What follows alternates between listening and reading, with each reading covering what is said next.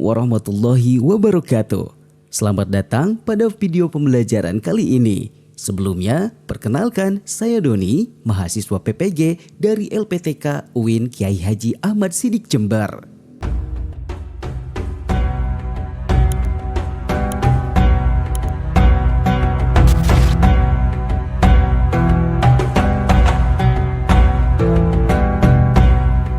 Menentukan suatu hukum dalam Islam tidak bisa dilakukan dengan cara semena-mena dengan kewenangan sendiri. Semua hukum bermuara pada 3 sumber yang digunakan, yaitu Al-Quran, hadis, dan ijtihad. Al-Quran merupakan kalam Allah Subhanahu wa Ta'ala yang diturunkan kepada Nabi dan Rasul Muhammad SAW sebagai wahyu untuk seluruh umat manusia. Al-Quran turun melalui perantara malaikat Jibril dengan berbahasa Arab. Sebagai sumber hukum Islam, Al-Quran menempati posisi paling utama dan paling penting.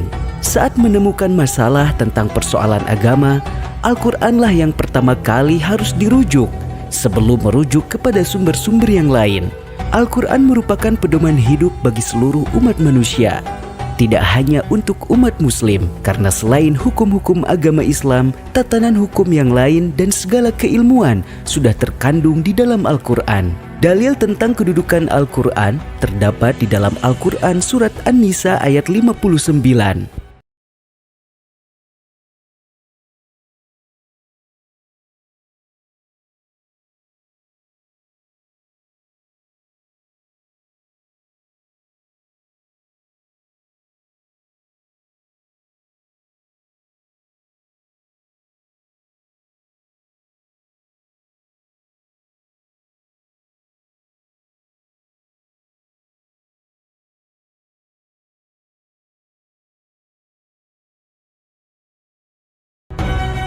Artinya, wahai orang-orang yang beriman, taatilah Allah dan taatilah Rasul-Nya dan ulil amri di antara kamu. Kemudian, jika kamu berbeda pendapat tentang sesuatu, maka kembalikanlah kepada Allah Subhanahu wa Ta'ala dan Rasul-Nya. Jika kamu beriman kepada Allah dan hari kemudian, yang demikian itu lebih utama bagimu dan lebih baik akibatnya.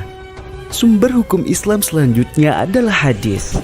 Hadis secara bahasa adalah sesuatu yang baru, karena wujud hadis baru ada setelah Al-Quran diturunkan. Secara istilah, hadis adalah segala sesuatu yang disandarkan kepada Nabi dan Rasul Muhammad SAW, baik dalam bentuk perkataan, perbuatan, sifat-sifat, dan segala ketentuan Nabi. Dalam hukum Islam, hadis menempati posisi sekunder atau posisi kedua setelah Al-Quran. Hadis menjadi pembanding dari Al-Quran, menjadi pelengkap dalil Al-Quran, atau bahkan menjadi informasi yang belum ditemukan di dalam tafsiran Al-Quran. Dalil hadis sebagai sumber hukum Islam terdapat di dalam Al-Quran surat Al-Hasyr ayat 7.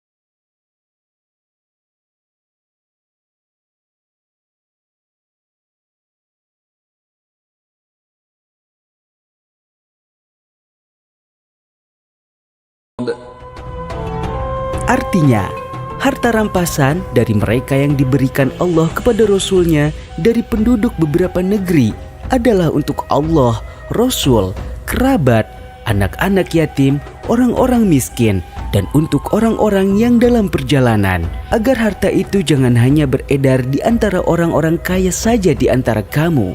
Apa yang diberikan Rasul kepadamu, maka terimalah, dan apa yang dilarangnya bagimu, maka tinggalkanlah dan bertakwalah kepada Allah. Sungguh Allah sangat keras hukumannya. Sumber hukum Islam selanjutnya adalah ijtihad. Ijtihad adalah bentuk usaha menemukan hukum suatu perkara yang belum disinggung di dalam Al-Quran maupun hadis. Tidak semua orang dapat menjadi seorang mujtahid. Ada ketentuan, kriteria, dan syarat-syarat yang dipenuhi untuk dapat berijtihad memperoleh suatu hukum. Di antara cara-cara berijtihad adalah qiyas, yaitu menyamakan permasalahan baru kepada permasalahan lama yang sudah disinggung di dalam Al-Quran dan hadis dengan meninjau sifat-sifat dan akibat dari permasalahan itu. Ijtihad menempati posisi paling akhir dalam hukum Islam. Selama suatu permasalahan dijelaskan di dalam Al-Quran dan hadis, maka ijtihad tidak diperlukan. Ijtihad hanya akan dilakukan apabila Al-Quran dan hadis belum menjelaskan dan belum menyinggung hukum suatu perkara yang baru.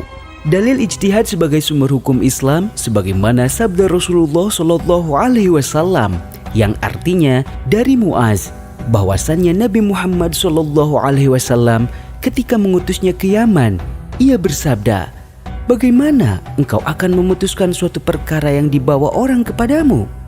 Muaz berkata, "Saya akan memutuskan menurut kitabullah." Lalu Nabi berkata, "Dan jika di dalam kitabullah engkau tidak menemukan sesuatu mengenai soal itu?" Muaz menjawab, "Jika begitu, saya akan memutuskan menurut sunnah Rasulullah SAW." Kemudian Nabi bertanya lagi, "Dan jika engkau tidak menemukan sesuatu hal itu di dalam sunnah?" Muaz menjawab, "Saya akan mempergunakan pertimbangan akal pikiran sendiri atau ijtihad birro'i tanpa bimbang sedikit pun."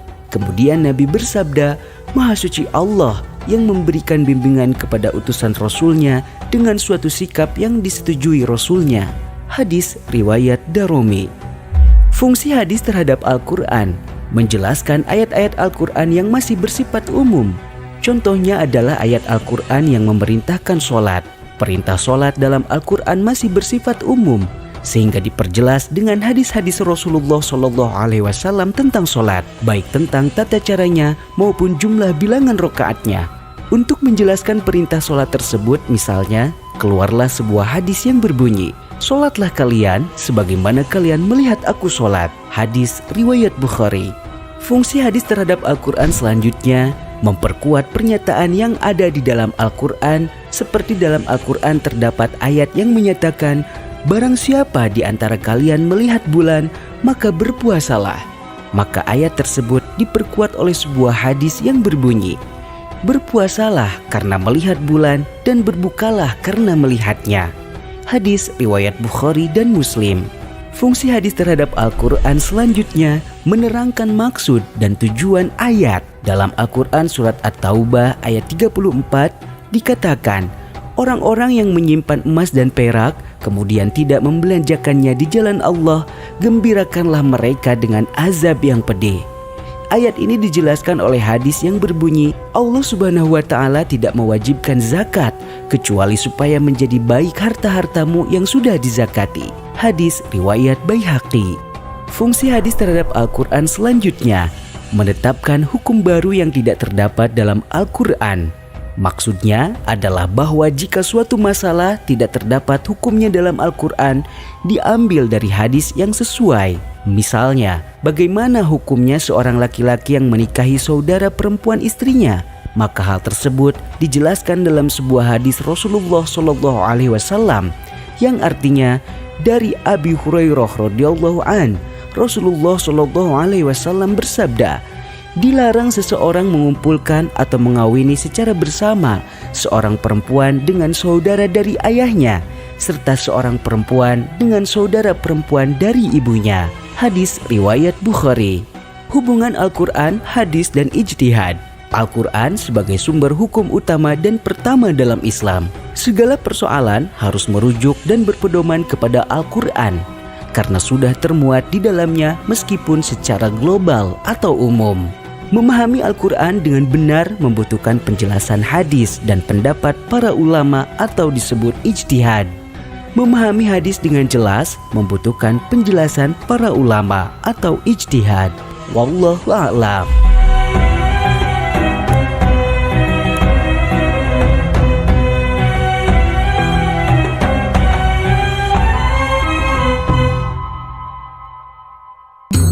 Terima Terima kasih telah mengikuti pembelajaran hari ini. Semoga menjadi inspirasi untuk kehidupan kita.